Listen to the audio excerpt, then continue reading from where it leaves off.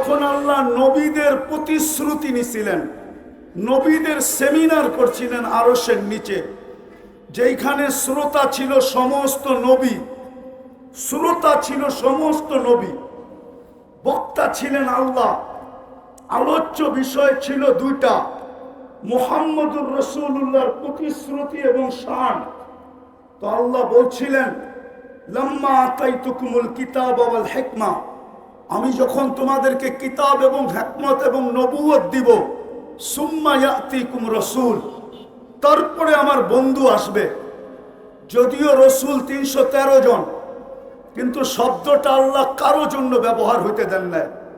313 জনের ভিতরে 312 জন আসছেন বটে, কিন্তু কোথাও পাওয়া যায় না কারো ব্যাপারে শব্দে রসুলটা ব্যবহার করছেন। যেদিন বন্ধু আসছে ওই দিন বন্ধুর কলেমার ভিতরে এটাকে ফিট করছেন। এই জন্য কিতাবে পাওয়া যায় ইব্রাহিম আলাইহিস সালাম রসুল বটে, কিন্তু লা ইলাহা ইল্লাল্লাহ ইব্রাহিম খলিলুল্লাহ। মুসা আলাইহিস সালাম রসুল বটে, কিন্তু লা ইলাহা ইল্লাল্লাহ মুসা কালিমুল্লাহ। ঈসা আলাইহিস সালাম রসুল বটে, কিন্তু কালেমা লা ইলাহা ইল্লাল্লাহ প্রথমটাকে ঠিক রাখছেন, পরেরটা চেঞ্জ করছেন ঈসা রুহুল্লাহ। কিন্তু যখন বন্ধু আসছেন তো প্রথমটা ঠিক লা ইলাহা ইল্লাল্লাহ, পরেরটা হলো মুহাম্মাদুর রাসূলুল্লাহ। তো প্রশ্ন, যদি কেউ কোনদিন কোন ধরনের কোন শব্দের রসুল বুঝাইতে চায়, তো আগে প্রশ্ন করেন ওকে যে তুমি যার ব্যাপারে বলতেছিলা আগে আমাকে প্রমাণ করো উনি ওই সম্মেলনে ছিল কিনা। ওই ওই ওই সম্মেলনে কেন? লাম্মা আখাযাল্লাহু মিসাকান নাবিয়্যিন, সমস্ত নবী রাসূলদের, আর কসম খোদার দুনিয়ার কেউ প্রমাণ করতে পারবে না যে ওই সম্মেলনে ছিল। তাইলে বোঝা গেল যদি প্রমাণ না করতে পারে ও ভুয়া। ও কি? ও কি? একটা ভুয়া স্লোগান ছিল না, ভুয়া ভুয়া ভুয়া। তাইলে ও কি? ও কি? ও ভুয়া, ও 2 নম্বর, ও 22 নম্বর, ও নম্বর ছাড়া। ও কি? ও কি? ও নম্বর ছাড়া, ওর কোনো নম্বর নেই। তো যেটা বুঝাইতেছিলাম দিলে গাইথা নেন। ইচ্ছা স্বাধীনতা দিছে বিদায় আজকে অনেক কিছু করা যায় যুবক, কিন্তু অচিরে ইচ্ছা স্বাধীনতাটা হরণ হবে। যদি হরণ না হইতো তাহলে আল্লাহ যুবকদের কানে ডেলি ধ্বনি দিতেন না। যুবকদের কানে ডেলি ধ্বনি দেন, আওয়াজ দেন, শাবাব লা ইয়াক্তারুকা শাবাবুকা। যুবক, যৌবনের তরঙ্গ যেন তোকে বিমুখ না করে। কাম্মে সাব সাবাকাকা ইলাল মউত। প্রতি মাসেই তো 2-4টা অ্যাক্সিডেন্ট এই রাস্তায় হয়। কত যুবককেই তো এই রাস্তায় ঘোড়ার উপর থেকে উঠাইল। সর্বপ্রথম যেদিন হানিফ ফ্লাইওভার যেই দিন উদ্বোধন হইল, ওই দিন তো যুবক ভাবছিল যে আমি সেলফি দিয়া সারা বন্ধুদেরকে তাক লাগায় দেব, কিন্তু ও তো ঘোড়ার পিঠেই বসা ছিল। ঘোড়া চিনো? ঘোড়া ডিজিটাল ঘোড়া চিনো? ডিজিটাল ঘোড়া, অ্যানালগ না, এটা ডিজিটাল ঘোড়া। আগের ঘোড়ায় কাশ খাইতো, এখনকার ঘোড়ায় তেল খায়। ও তো ঘোড়ার পিঠেই বসা ছিল। কি উদ্বোধনের দিন অ্যাক্সিডেন্টে মারা যায় না? না যায় না? শুধু হানিফ ওভার ফ্লাইওভার তো না, পদ্মা সেতু যদি উদ্বোধন হলো, ও তো ভাবছিল যে শুধু বন্ধুদেরকে তাক লাগাবো না, সারা দুনিয়াকে তাক লাগায় দিব। ও তো ঘোড়ার উপরেই বসা ছিল, ঠিক না? উঠায় নিছেন না নেন নাই? যার কারণে বৎসর 1.5 বৎসর বাইকালাদের আশায় জলাঞ্জলিত হইতেছিল, যে চাইছিল বাইক নিয়ে পদ্মা ব্রিজ একবার ঘুরে দেখা আসবে, কিন্তু 10 বৎসর পর্যন্ত পাবন্দি ছিল। শুধু যাইতো পদ্মা ব্রিজের কাছে, বাঙ্কা মনটা ফিরা নিয়ে আবার ফিরা চলে আসতো, ঠিক না? শুধু একজনের কারণেই তো। আল্লাহ তো এটাই বুঝাইতেছে, শাবাব লা ইয়াক্তারুকা শাবাবুকা, দুনিয়া চামলে তাপুক। আজকে আমার কথা শোনেন, মুহাম্মদুর রাসূলুল্লাহ ছাড়া পার হওয়া যাবে না। মুহাম্মদুর রাসূলুল্লাহ ছাড়া পার হওয়া যাবে না।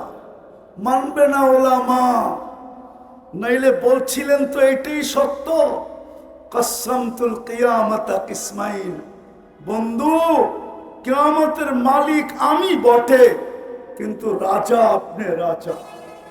বাদশাহ মুহাম্মদুর রাসূলুল্লাহ সাল্লাল্লাহু আলাইহি ওয়াসাল্লাম, কিয়ামত দুই ভাগে ভাগ।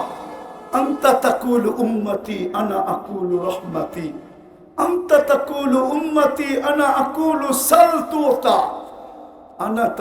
আনতা তাকুলু উম্মতি আনা আকুলু শাফি তুশাফা, আনতা তাকুলু উম্মতি আনা আকুলু লা ইউখসিকা ফি উম্মতি, আনতা তাকুলু উম্মতি আনা আকুলু সাউফা ইউতিকা রাব্বুকা ফাতারদা। কিয়ামতের মাঠ মুহাম্মদুর রাসূলুল্লাহ, মুহাম্মদুর রাসূলুল্লাহ কিয়ামতের মাঠ।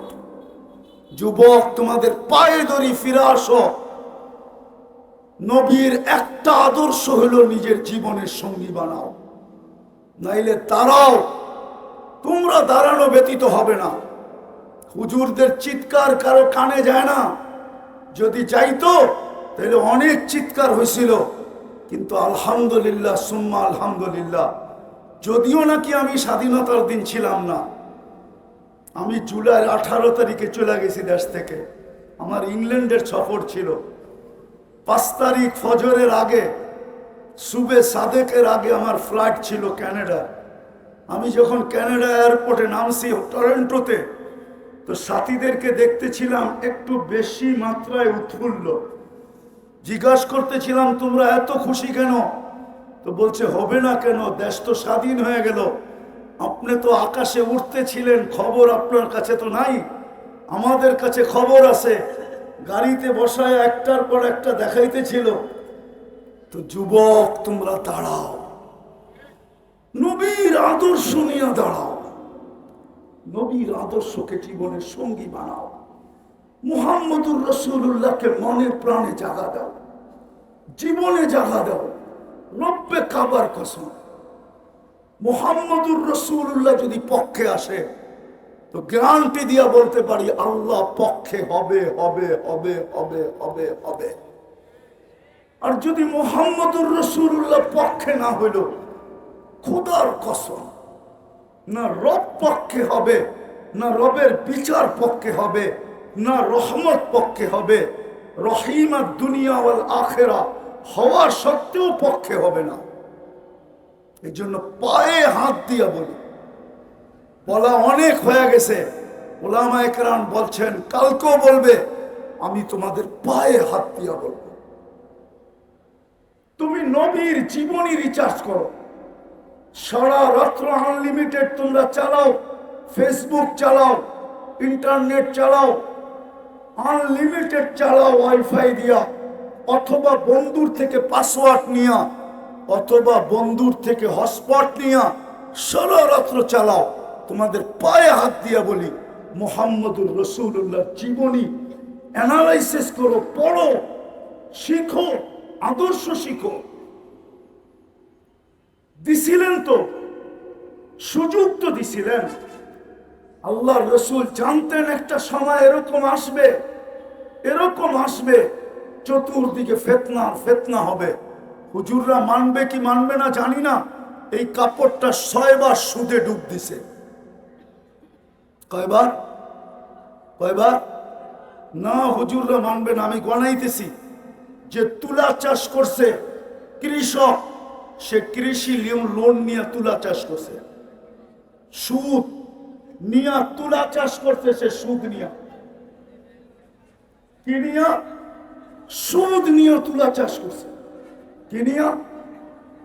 কি নিয়া? সুদ নিয়ে তুলা চাষ করছে।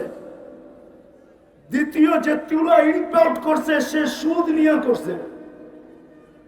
যে সুতা বানাইছে ও সুদ নিয়ে মেল তৈরি করছে, যে গেরে বানাইছে ও সুতা নিয়ে সুদ নিয়ে গেরের ফ্যাক্টরি করছে। গেরের থেকে যে ফিনিশিং করছে আরে ডাইং করছে ও সুদ নিয়ে ফ্যাক্টরি করছে। ডাইং এর পরে 6 নম্বরে যে ফিনিশিং করে বাজারজাত করছে ও পর্যন্ত সুদ নিয়ে করছে। 6 বার সুদে ডুব দিছে, 6 বার। জমানাটা বড় খতরনাক। বিদায় কনসিডারও করছিলেন, বিদায় চলে আসছে মৌলানা আমাদের চেয়ে সর্ব লাইনে বড় ঊর্ধ্বে। আমি উনাদের সামনে কিচ্ছুই না, বসায় রেখা বয়ান লম্বা করার প্রয়োজনও মনে করি না। বিদায় পায়ে হাত দিব তোমাদের যুবক। আমি এই হুজুরদের পায়ে হাত দিব না, আমি এই যুবকদের পায়ে হাত দিব। জীবনে একটা আদর্শকে নবীর সঙ্গী বানাও। পারবা? পারবা সঙ্গী বানাইতে? পারবা? নামাও নামাও, নবীর আদর্শ শিখো, ক্যারিয়ার শিখো, লাইফ স্টাইল শিখো, নবীর আদর্শ অ্যানালাইসিস করো, পড়ো। শুধু নেটের ভিতরে সারা রাত্রে ঘুরো না। 2 মিনিট হইল নবীর জীবনী পড়ো, 2 মিনিট পড়ো নবীর জীবনী, আদর্শ পড়ো, 2 মিনিট পড়ো। তোমাদের পায়ে হাত দিয়া বলি, আমার বিশ্বাস তোমাদের দিলে যদি নবীর মোহাম্মত একবার ঢুকলো তাইলে তোমরা জয় ছিনায় আনতে পারবে। এটা আমার 100-তে 100 বিশ্বাস আছে। অসম্ভবকে তোমরা সম্ভব করে দুনিয়াকে দেখাইতে পারছো।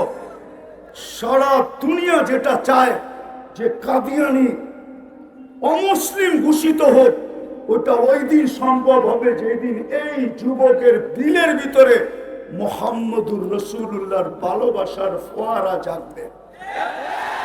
যতদিন পর্যন্ত তোমাদের দিলে আল্লাহর রাসূলের ভালোবাসার ফোয়ারা জাগবে না, ঝর্ণা জাগবে না, ততদিন পর্যন্ত আমাদের চিল্লানে কিচ্ছু হবে না। আমি বিশ্বাস করি তোমাদের চিল্লানে কাজ হবে। বিদায় 1 মিনিটের জন্য পড়ো, রাজি? হ্যাঁ, সর্বশেষ সবচেয়ে বড় আদর্শ আমি হুজুরদেরকে বলতেছি না, তোমাদেরকে বলতেছি। যা খুশি তা করো, আমার কোনো আপত্তি নাই। কেননা আল্লাহ আমাকে তোমাদের উপরে দারোগা বানায় পাঠায় নাই। লাস্তা আলাইহিম বিমুসাইতির। কিন্তু তোমাদেরকে পায়ে হাত দিয়া বলবো, নামাজ ছেড়ো না। পড়বা নামাজ?